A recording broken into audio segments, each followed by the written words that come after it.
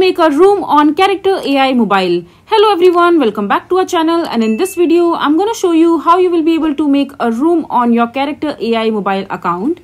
So first of all, just open your Character AI Mobile app, or you can also follow the same steps in the Character AI official website, and after that just simply log into your account using your credentials. And once you are logged in into your account, just simply click on the create section from the bottom menu of the screen. Just simply click on create. And over here you will be able to see the option called create a room. Just simply tap on it, and over here you need to provide all these information in order to create a room for yourself in the Character AI Mobile app.